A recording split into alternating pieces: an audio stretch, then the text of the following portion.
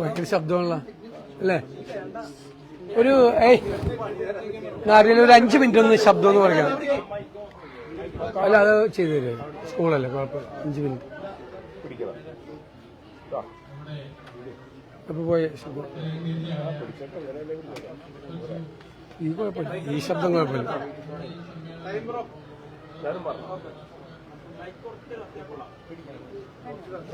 എവിടെയാ? ആദ്യം CPM നേതാവായ AK ബാലന്റെ പ്രസ്താവന, രണ്ടാമതിപ്പോൾ മന്ത്രി സജി ചെറിയാന്റെ പ്രസ്താവന. എത്ര ആപൽക്കരവും അപകടകരവുമായ വർഗീയ വിദ്വേഷമുണ്ടാക്കുന്നതിനുള്ള പ്രസ്താവനയാണ് ഭരണഘടനാ പ്രകാരം സത്യപ്രതിജ്ഞ ചെയ്ത് അധികാരത്തിലേറിയ ഒരു മന്ത്രി ചെയ്തിരിക്കുന്നത്. എന്താണ് ഇതിന്റെ ഉദ്ദേശം? ഞാൻ പറഞ്ഞത് ശരിവയ്ക്കുകയാണ്. അതായത് ആളുകളെ ഭിന്നിപ്പിച്ച് രാഷ്ട്രീയ ലാഭമുണ്ടാക്കുക എന്നുള്ള സംഘപരിവാറിന്റെ അതേ വഴിയിലൂടെ CPM യാത്ര ചെയ്യുകയാണ്. അതിന് മുഖ്യമന്ത്രി കൊടപിടിച്ചു കൊടുക്കുകയാണ്. മുഖ്യമന്ത്രിയുടെ അറിവോടുകൂടിയാണ് ഈ 2 പ്രസ്താവനകൾ നടന്നിട്ടുള്ളത്. ബാലന്റെ പ്രസ്താവനയെ മുഖ്യമന്ത്രി ന്യായീകരിച്ചു. മന്ത്രിസഭയിൽ ഒരു അംഗം ഇതുപോലെ, കേരളത്തിന്റെ ചരിത്രത്തിൽ ഒരു അംഗം ഇതുപോലെ ഒരു വർഗീയ പ്രസ്താവന നടത്തിയിട്ടില്ല. ജയിച്ചു വരുന്ന ആളുകളുടെ മതം നോക്കാനാണ് പറഞ്ഞിരിക്കുന്നത്. എത്ര ക്രൂരമായ പ്രസ്താവനയാണ് ഇത്! കേരളത്തെ അപകടകരമായ നിലയിലേക്ക് എത്തിക്കും. നമ്മുടെ സംസ്ഥാനം ഉണ്ടാക്കിയ മൂല്യങ്ങൾ മുഴുവൻ കുഴിച്ചു മൂടപ്പെടും. വർഗീയത ആളിക്കത്തിക്കാൻ വേണ്ടി ഒരു തീപ്പൊരി വീഴാൻ കാത്തു നിൽക്കുന്നവരുടെ കൈകളിലേക്ക് ഒരു തീപ്പന്തമാണ് ഇവർ എറിഞ്ഞു കൊടുക്കുന്നത് എന്നിവർ തിരിച്ചറിയണം. എനിക്കൊരു കാര്യം പറയാനുണ്ട്. പിണറായി വിജയനും VD സതീശനുമൊക്കെ കുറെ നാൾ കഴിയുമ്പോൾ രാഷ്ട്രീയത്തിൽ ഇല്ലാതാവും, കുറെ കഴിയുമ്പോൾ ഓർമ്മ മാത്രമാവും. പക്ഷെ കേരളം അപ്പോഴും ഉണ്ടാവും. ആ കേരളത്തിന്, അതിന്റെ അടിത്തറയ്ക്ക്, അതിന് തീ കൊളുത്തുന്ന പരിപാടിയാണ് ഇപ്പോൾ ചെയ്യുന്നത്. വരും തലമുറയോടുള്ള ക്രൂരതയാണ് ഈ കാണിക്കുന്നത്. അത്തരമൊരു വർഗീയത കേരളത്തെ എങ്ങോട്ട് കൊണ്ടുപോകും എന്ന് വരാനിരിക്കുന്ന നമ്മുടെ തലമുറയോട് ഇതുപോലെ കടുത്ത അനീതി ചെയ്യരുതെന്നാണ് എന്റെ വിനയപൂർവ്വമായ അഭ്യർത്ഥന. ഞാൻ കൂടുതൽ സംസാരിക്കാനില്ല. കാരണം ഇത് വളരെ വേദനിപ്പിക്കുന്ന, നമ്മളെയെല്ലാം വിഷമിപ്പിക്കുന്ന പ്രസ്താവനകളാണ് ഉത്തരവാദികളായ ആളുകളുടെ ഭാഗത്തു നിന്നുണ്ടാകുന്നത്. എന്താണ് ഇവരും സംഘപരിവാറും തമ്മിലുള്ള വ്യത്യാസം? ഭരണകൂടത്തിൽ ഇരുന്നു കൊണ്ട് മന്ത്രിമാരുൾപ്പെടെയുള്ള ആളുകൾ ഇത് ചെയ്താൽ കേരളം എവിടെ എത്തിച്ചേരും എന്ന് തിരിച്ചറിയണം. ഇതാണ് എനിക്ക് പറയാനുള്ളത്. ഇങ്ങനെ പറയാൻ നേരത്ത് വ്യാപകമായ ആക്രമണ സഹിഷ്ണുതരെ ഉണ്ടാവുന്നുണ്ട്. പല സാമുദായിക നേതാക്കളുടെ അടുത്ത് ഇന്നലെ ഉണ്ടായിരുന്നു. അത് തുടരുകയാണ്. എനിക്കത് കുഴപ്പമില്ല. കാരണം ഞാൻ വർഗീയതയ്ക്കെതിരായ ഒരു നിലപാടെടുത്തതിന്റെ പേരിൽ ഏത് ആക്രമണങ്ങളെയും ഏത് കുന്തമുനകളെയും നേരിടാൻ ഞാൻ തയ്യാറാണ്. ഞാൻ പറഞ്ഞല്ലോ, വർഗീയതയുമായി ഏറ്റുമുട്ടി തോറ്റ് നിലത്ത് വീണാലും അത് വീരോചിതമായ ചരമമായിരിക്കും. അല്ലാതെ വെറുതെ പോകില്ല. എനിക്കൊരു ഭയമില്ല. അല്ല, അതൊക്കെ സമയമുണ്ടല്ലോ, എല്ലാവരും സംസാരിക്കും. ഞാൻ പറഞ്ഞിരിക്കുന്നത് ഇന്ത്യൻ നാഷണൽ കോൺഗ്രസിന്റെ നിലപാടാണ്, UDFന്റെ നിലപാടാണ്. ഞാനൊരു കോൺഗ്രസ്സുകാരനായതുകൊണ്ടാണ് എനിക്ക് അങ്ങനെ സംസാരിക്കാൻ പറ്റുന്നത്. ഞാൻ കോൺഗ്രസ്സുകാരനാണ്. കോൺഗ്രസിന്റെ ആശയമാണ് ഞാൻ പങ്കുവയ്ക്കുന്നത്. കേരളത്തിന് വേണ്ടിയിട്ടാണ് സംസാരിക്കുന്നത്. കേരളത്തെ തകർത്താൻ, കേരളത്തെ ഭിന്നിപ്പിക്കാൻ ആര് വന്നാലും അതിനെ ചെറുത്ത് തോൽപ്പിക്കുക തന്നെ ചെയ്യും. ഇന്നലെ NSSന്റെ ജനറൽ സെക്രട്ടറി പറഞ്ഞത് താങ്കൾ കഴിഞ്ഞ തെരഞ്ഞെടുപ്പിന്റെ സമയത്ത് 1.5 മണിക്കൂർ അവിടെ ആസ്ഥാനത്ത് ചെന്നിരുന്നു, അദ്ദേഹത്തെ കണ്ടു, ഈ നേതാക്കളുമായിട്ട് ഇവിടെ. ഞാൻ ഒരു പ്രാവശ്യമല്ലല്ലോ, പല പ്രാവശ്യം ഞാൻ പെരുന്നയിൽ പോയിട്ടുണ്ട്. ഞാൻ വെള്ളാപ്പള്ളി നടേശന്റെ കണിച്ചുകുളങ്ങരയിലുള്ള വസതിയിൽ പോയിട്ടുണ്ട്. ഞാൻ മുഴുവൻ സമുദായ നേതാക്കളെയും കാണാൻ പോവാറുണ്ട്, ഇപ്പോഴും പോവാറുണ്ട്, നേരത്തെയും പോവാറുണ്ട്. അതിലെന്താ, രാഷ്ട്രീയ നേതാക്കൾ കാണണ്ടേ, അവരുമായിട്ട് ഇന്ററാക്ഷൻ നടത്തണ്ടേ? കഴിഞ്ഞ തെരഞ്ഞെടുപ്പിന് മുമ്പ് ശ്രീ ഉമ്മൻചാണ്ടിയും രമേശ് ചെന്നിത്തലയും ഉൾപ്പെടെയുള്ള ആളുകൾ എന്നോട് അഭ്യർത്ഥിച്ചനുസരിച്ചിട്ടാണ് ഞാൻ പെരുന്നയിൽ പോയി അദ്ദേഹത്തെ കണ്ടത്. അതിനെന്താ കുഴപ്പം? അതിനുശേഷം പ്രതിപക്ഷ നേതാവായതിനു ശേഷം ഞാൻ പറഞ്ഞല്ലോ ഇന്നലെ, ഞാൻ KC വേണുഗോപാൽ കൂടി അദ്ദേഹത്തെ സന്ദർശിക്കാൻ പോയിട്ടുണ്ട്. അദ്ദേഹം സുഖമില്ലാതെ കിടന്നപ്പോൾ ആശുപത്രിയിൽ അദ്ദേഹത്തെ കാണാൻ പോയിട്ടുണ്ട്. ഞാൻ ശ്രീ വെള്ളാപ്പള്ളി നടേശനുമായിട്ട് തിരുവനന്തപുരത്ത് വെച്ച് ഒരു കല്യാണ സമയത്ത് വെച്ച് അദ്ദേഹവും ഞാനുമായിട്ട് ദീർഘനേരം സംസാരിച്ചിട്ടുണ്ട്. അതെന്താ അർത്ഥമാക്കുന്നത് എനിക്ക് മനസ്സിലായി. ഏത് വോട്ടെന്ന് പറയുന്നത് അവരുടെ ആരെങ്കിലും കയ്യിലിരിക്കുന്നതാണ്. വോട്ട് ജനങ്ങൾ നൽകുന്ന വോട്ടല്ലേ. നമ്മൾ എന്താണ്, രാഷ്ട്രീയ നേതാക്കൾ, സ്ഥാനാർത്ഥികൾ എല്ലാ വിഭാഗം ആളുകളോട് വോട്ട് അഭ്യർത്ഥിക്കില്ലേ? പഞ്ചായത്ത് മെമ്പർ മത്സരിക്കുന്ന സമയത്ത്, MLA മത്സരിക്കുന്ന സമയത്ത്, MP മത്സരിക്കുന്ന സമയത്ത് എല്ലാവരെയും പോയി കാണില്ലേ? പള്ളിയിൽ പോയി പള്ളിയിലെ ഭാരവാഹിയെ കാണും, ക്ഷേത്രത്തിലെ ഭാരവാഹികളെ കാണും, എല്ലാ മതസ്ഥരെയും കാണില്ലേ? എല്ലാവരോടും സംസാരിക്കില്ലേ? അല്ലല്ല, അത് പോകുന്നത് അങ്ങനെയാണ് അവർ കരുതുന്നതെങ്കിൽ പോകാതിരിക്കാം. അല്ലാതെ നമ്മൾ എന്ത് ചെയ്യാൻ പറ്റും? അല്ല ഞാൻ പിന്നീട് പോയല്ലോ. ഞാൻ ഏത് സംഘടനയാണ് തള്ളി പറഞ്ഞത്? നിങ്ങൾ പറ. അല്ലല്ല, ഞാൻ പണ്ട് പറഞ്ഞിരിക്കുന്ന നിങ്ങൾ പറ. നിങ്ങളുടെ കയ്യിലൊക്കെ റെക്കോർഡുണ്ടല്ലോ. അല്ല, നിങ്ങളുടെ കയ്യിൽ റെക്കോർഡുണ്ടല്ലോ. ഞാൻ ഏത് സമുദായത്തെയാണ് കേരളത്തിൽ തള്ളി പറഞ്ഞിട്ടുള്ളത്? ഒരു സമുദായത്തെയും തള്ളി പറഞ്ഞിട്ടില്ല.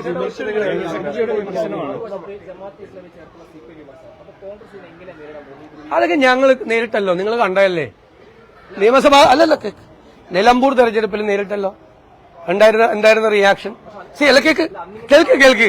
അല്ലല്ലോ ഉണ്ടായിരുന്നു. നിലമ്പൂർ തെരഞ്ഞെടുപ്പിൽ ഇതേ വിഷയം ഉണ്ടായി. ഇതാണ് ആളിക്കത്തിക്കാൻ നോക്കിയത്. അതിന് ഞങ്ങൾ നേരിട്ടല്ലോ. CPM ജയിച്ചൊരു സീറ്റ് 11,000-ലധികം വോട്ടിന്റെ ഭൂരിപക്ഷത്തിൽ ഞങ്ങൾ ജയിച്ചല്ലോ. മുഖ്യമന്ത്രി വീണ്ടും ഇറങ്ങിയല്ലോ ജമാഅത്ത് ഇസ്ലാമി എന്നും പറഞ്ഞുകൊണ്ട്. ജമാഅത്ത് ഇസ്ലാമി അദ്ദേഹം കണ്ടിട്ടില്ല, അങ്ങനെ ഒരു സംഭവം ഉള്ളത് കേട്ടിട്ടില്ല എന്ന് പറഞ്ഞു. അപ്പൊ അദ്ദേഹം ഹിറ സെന്ററിൽ അവരുടെ ആസ്ഥാനത്ത് അമീറുമായി സംസാരിക്കുന്ന ഫോട്ടോ ഞാൻ മലപ്പുറത്ത് പത്രസമ്മേളനത്തിൽ കാണിച്ചല്ലോ നിങ്ങളോട്. അദ്ദേഹത്തിന്റെ പ്രസ്താവനകൾ കാണിച്ചല്ലോ. അദ്ദേഹം ജമാഅത്ത് ഇസ്ലാമിയെ അനുകൂലമായി സംസാരിക്കുന്നതിന്റെ വീഡിയോ ക്ലിപ്പ് ഞാൻ കാണിച്ചല്ലോ. പിറ്റേ ദിവസം അദ്ദേഹം കോട്ടയത്ത് സറണ്ടർ ചെയ്തല്ലോ, ജമാഅത്ത് ഇസ്ലാമിയായിട്ട് ബന്ധമുണ്ടായിരുന്നോ.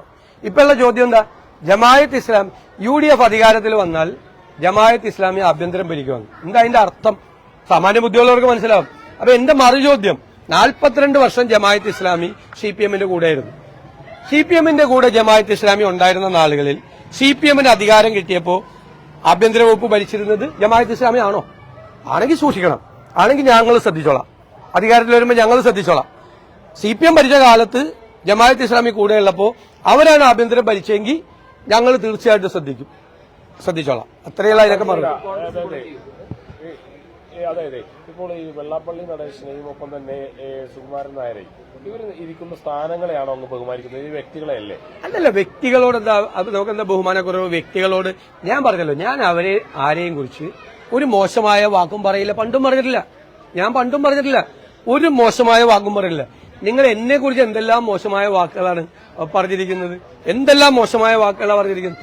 ഞാൻ അവരുടെ പ്രായവും അവരിയ്ക്കുന്ന സ്ഥാനത്തെയും ബഹുമാനിച്ചുകൊണ്ട് ഒരു വാക്കും മോശമായിട്ട് ഞാൻ പറയില്ല. പക്ഷേ വർഗീയതയ്ക്കെതിരായിട്ട് പറയും. വർഗീയത ആര് പറഞ്ഞാലും പറയും. എനിക്കെന്ത് സംഭവിച്ചാലും വ്യക്തിപരമായ രാഷ്ട്രീയ ജീവിതത്തിലെ ലാഭനഷ്ടങ്ങൾ നോക്കിയിട്ടല്ല ഈ നിലപാട്. വ്യക്തിപരമായി നഷ്ടം വന്നാലും ഈ നിലപാടിൽ ഞാൻ ഈ സ്ഥാനത്തിരിക്കുന്നിടത്തോളം കാലം ഞാൻ വെള്ളം ചേർക്കില്ല. ഈ വൃത്തികേട് കണ്ടിട്ട് അത് കേട്ടില്ല കണ്ടില്ല എന്ന് പറഞ്ഞൊന്ന് അടിക്കണം. ജയിച്ചു വന്നവരുടെ മതം നോക്കാൻ പറഞ്ഞിരിക്കുകയാണ് ഒരു മന്ത്രി. കേരളത്തിൽ ഈ ഭരണഘടന തൊട്ട് സത്യപ്രതിജ്ഞ ചെയ്ത ഒരു മന്ത്രി പറഞ്ഞിരിക്കുകയാണ് ജയിച്ചു വന്നവരുടെ ജാതി നോക്കുക, അവരുടെ മതം നോക്കാൻ പറഞ്ഞിരിക്കുക. അത് കേട്ട് മിണ്ടാതിരുന്ന അതിലും നല്ലത് ഇത് നിർത്തി വേറെ വല്ല പണിക്കും പോകുന്നു. അതിന് ഞാനില്ല. അതിനെ എതിർക്കുക തന്നെ ചെയ്യും. എതിർക്കും. അല്ല, അതൊന്നും എനിക്ക് വിരോധമില്ലെന്നേ. എന്നെക്കാളും മികച്ച എത്രയോ നേതാക്കന്മാർ കോൺഗ്രസിലുണ്ട്. എനിക്ക് സന്തോഷമുള്ളൂ.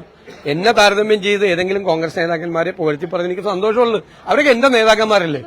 രമേശ് ചെന്നിത്തല എന്റെ നേതാവാ. സംശയം എന്താ? അല്ല, അത് അവർക്ക് പറയാനേ. അവർക്കൊരാളെ വിമർശിക്കാം. ഞാനൊരു വർഗീയമായ നിലപാട് ഏതെങ്കിലും കാലത്ത് എടുത്തിട്ടുണ്ടോ? നിങ്ങൾക്ക് അറിയാലോ. താങ്കൾ സാമുദായിക നേതാക്കന്മാരെ കാണാൻ പോകുന്നുണ്ടോ? കാര്യം സംഭവിച്ചിട്ടുണ്ട്. അല്ലെ, നേരത്തെ തന്നെ ഇതൊക്കെ നേരത്തെ എല്ലാ പരസ്യമായിട്ടല്ലേ പോകുന്നത്? പരസ്യം. എന്റെ വാഹനം കേടായിട്ട് ഞാൻ എന്റെ ഫ്രണ്ടിന്റെ വീട്ടിൽ കൊണ്ട് എന്റെ ടയറിലെ എയർ തീർന്നിട്ട് വേറെ വണ്ടി എടുത്തുകൊണ്ടാണ് ഞാൻ പോയത്.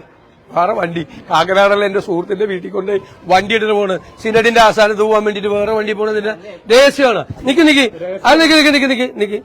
അതിൽ തന്നെ പെട്ട എത്രയോ ബിഷപ്പുമാരെ ഞാൻ കണ്ടിട്ടുണ്ട്. കഴിഞ്ഞ ദിവസം ഞാൻ പോയപ്പോ ഞാൻ താമരശ്ശേരി ബിഷപ്പിന്റെ കൂടെ ബ്രേക്ക്ഫാസ്റ്റ് കഴിച്ചിട്ടാണ് വയനാട്ടിലെ പരിപാടിക്ക് പോയത്. എല്ലാ സ്ഥലത്തും പോകാറുണ്ട്.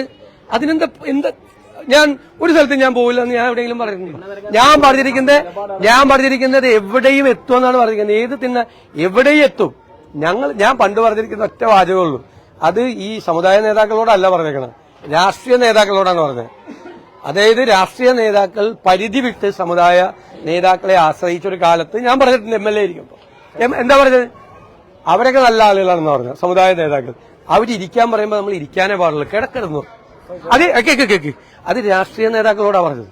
അവരിയ്ക്കാൻ പറയുമ്പോ നമ്മൾ അവരുടെ മുമ്പിൽ പോയി ഇരുന്നാ മതി. ഇരിക്കാൻ പറയുമ്പോ കിടക്കരുത് എന്ന് ഞാൻ പറഞ്ഞിട്ടുണ്ട്. അതാണ് ഈ വാചകം. മനസ്സിലായ? ഞാൻ കിടക്കൂലല്ലോ അവരൊന്നും മുമ്പിൽ. ഞാൻ അവരുടെ മുമ്പിൽ ഇരിക്കുള്ളൂ. അവരിയ്ക്കാൻ പറഞ്ഞ അവര് ഒരു നഷ്ടം ഉണ്ടാക്കില്ല. കോൺഗ്രസിന് വർഗീയതയ്ക്കെതിരായ നിലപാട് എന്താ? അങ്ങനെയാണെങ്കിൽ രാഹുൽ ഗാന്ധി വരുന്നുണ്ടെന്ന് ആ മനുഷ്യൻ ചെയ്തുകൊണ്ടിരിക്കുന്നത് എന്താ? വർഗീയതയ്ക്കെതിരെയുള്ള പോരാട്ടമാണ് നടത്തുന്നത്, അല്ലെ? അവിടെ അദ്ദേഹം വർഗീയതയ്ക്കെതിരായിട്ട് പോരാട്ടം നടത്തുമ്പോൾ ഇവിടെ വർഗീയതയുമായി ഞങ്ങൾ സന്ധി ചെയ്താലാണ് കോൺഗ്രസിന് ദോഷം വരുന്നത്. സാമുദായിക സംഘടനാ നേതാക്കളുമായിട്ടൊരു തല്ല് വേണ്ട എന്നൊരു ലൈൻ കോൺഗ്രസിനുണ്ട്. അല്ല, ഞങ്ങൾ ആരുമായിട്ടും വഴക്കിടണ്ടെന്നാണ്. എനിക്കും അങ്ങനെ തന്നെയാണ്. കോൺഗ്രസിന്റെ മൊത്തം ലൈൻ അതാണ്. ഒരാളായിട്ട് വഴക്കിടാൻ പോകണ്ടെന്നാ. പക്ഷേ ആര് വർഗീയത പറഞ്ഞാലും ഞങ്ങൾ അതിനെതിർക്കും. ഒറ്റ പോയിന്റിലേ ഉള്ളൂ പ്രശ്നം. ഒറ്റ പോയിന്റില് ആര് വർഗീയത പറഞ്ഞാലും, ഏത് സമുദായ നേതാവോ ഏത് രാഷ്ട്രീയ നേതാവോ ആരും വർഗീയത പറഞ്ഞ് ജനങ്ങളെ ഭിന്നിപ്പിക്കാൻ കേരളത്തിൽ നോക്കിയാൽ അത് ഞങ്ങൾ സമ്മതിക്കില്ല. ആരായാലും അവർക്ക് അങ്ങനെയൊന്നും ഒരു പരാതിയില്ല. അവരങ്ങനെയൊന്നും പറഞ്ഞില്ലല്ലോ. ഒരു പരാതി അവർ പറഞ്ഞു. ഇടപെടലിന് പിന്നിലേ സാമുദായിക നേതാക്കളുടെ പ്രസ്താവനകൾക്ക് പിന്നിൽ CPM-ന്റെയും മുഖ്യമന്ത്രിയുടെ ഇടപെടലുകൾ ഉണ്ടായിട്ട് തോന്നുന്നു. അത് നിങ്ങൾ അന്വേഷിക്കാതൊക്കെ നിങ്ങൾ അന്വേഷിക്കുന്നത്. നിങ്ങൾ ഇതെല്ലാം കണ്ടുകൊണ്ടിരിക്കുകയല്ലേ. ഞാൻ അതിനെക്കുറിച്ചൊന്നും ഒരു കമന്റിൽ എനിക്ക് കമന്റ് പറയാനുള്ളത് ഇതാണ്. ഞാൻ പറഞ്ഞ വാചകം, കേരളത്തിൽ ഒരു തീപ്പൊരി വീഴാൻ വേണ്ടി കാത്തിരിക്കുന്നവരുടെ കൈകളിലേക്ക് തീപ്പന്തം എറിഞ്ഞു കൊടുക്കുന്ന നടപടിയാണ് CPM ചെയ്യുന്നത്. അത് തീക്കൊള്ളി കൊണ്ട് തലചൊറിയുന്നതിന് തുല്യമാണ്. കേരളത്തിലെ CPM-ന്റെ അവസാനത്തിന്റെ ആരംഭം ഇതുകൊണ്ട് കുറിക്കും. ഞാനീ പറയുന്നത് എഴുതി വെച്ചോ. ആർക്കാണ് ഇതിന്റെ അകത്ത് നഷ്ടം ഉണ്ടാകുന്നതെന്ന് നിങ്ങൾ എഴുതി വെച്ചോ. ഞാനീ പറയുന്നത് ഇന്ന് ചേന്നമംഗലത്ത് നിന്നാണ്, ഒരു പൈതൃക ഗ്രാമത്തിൽ നിന്നാണ് ഞാൻ പറയുന്നത്. എന്റെ പ്രിയപ്പെട്ട ഗ്രാമത്തിൽ നിന്നാണ് ഞാൻ പറയുന്നത്. നിങ്ങൾ എഴുതി വെച്ചോ, ചരിത്രത്തിൽ എഴുതി വെച്ചോ. ഇത് ഈ കളി, ഈ തീക്കൊള്ളി കൊണ്ട് തലചൊറിയുന്ന ഈ CPM-ന്റെ ഈ വർഗീയവാദം, അത് CPM-ന്റെ അവസാനത്തിന്റെ ആരംഭമായിരിക്കും. എഴുതി വെച്ചോ. എന്തെങ്കിലും ചരിത്രത്തിൽ ഞാനും അങ്ങനെയെങ്കിലും അറിയപ്പെടും.